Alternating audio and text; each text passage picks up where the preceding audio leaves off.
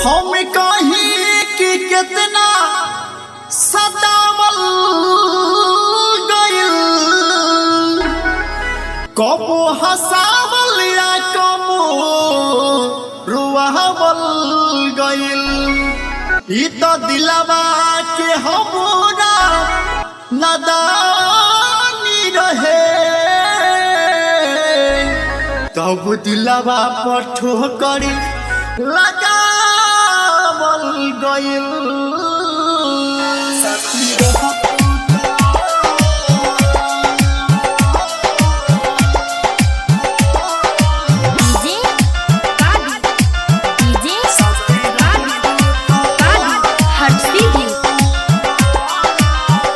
साथी रहतू तो हाँ, साथी रहतू तो शायद संभल जैती हम, साथी रहतू तो शायद संभल जैती हम। तू ही देखतू कि कैसे बदल जैती हम, साथी रहतू तो शायद संभल जैती हम। तू ही देखतू कि कैसे बदल जैती हम, साथी रहतू तो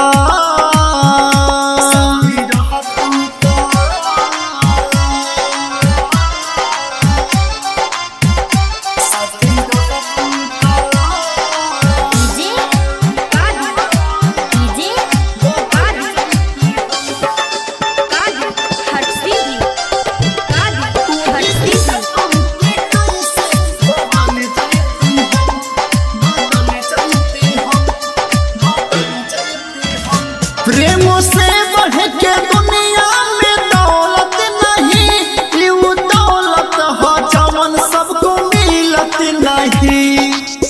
कहलू तू प्यार तो निभावे के चाहिए, कहलू तू प्यार तो निभावे के चाहिए। कहा जरूरत रहे दिल लगावे की, पहले ही ना दिल लगावे के चाहिए। प्रेमों से बढ़ के दुनिया में दौलत नहीं, यू दौलत हो जवन सबको मिलत नहीं। बेवफाई के मरना मारल जैती हम, बेवफाई के मरना मारल जैती हम। तोहे देखतू कि कैसे बदल जैती हम, साथी रहतू तो शायद संभल जैती हम, साथी रहतू तो शायद संभल जैती हम।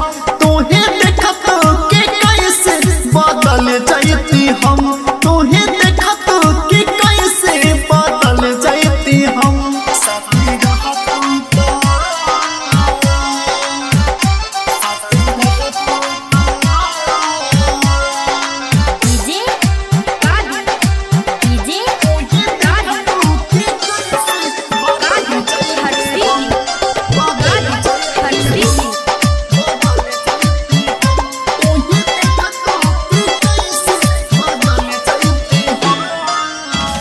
पहले जानते जे मुनवा के देबो धोखा, तब बहुत पहले तोहरा के जाती भूला। आज ऐसे बुझाइल ई दुनिया अजीबा, आज ऐसे बुझाइल ई दुनिया अजीबा। सच्चा आशिक कहाँ, प्रेम सच्चा कहाँ, प्यार ओकर ना हो जौन प्रेमी ही गरीब बा। पहले जानते जे मुनवा के देबो धोखा, तब बहुत पहले तोहरा के जाती भूला। सुन बादल से आगे निकल जाती हम, सुन बादल से आगे निकल जाती हम। तू ही देखतू कि कैसे बदल जाती हम, साथी रहतू तो शायद संभल जाती हम, साथी रहतू तो शायद संभल जाती हम। तू ही देखतू कि कैसे बदल जाती हम, तू ही देखतू कि कैसे बदल जाती हम। करिश्मा रिकॉर्डिंग स्टूडियो दिल्ली।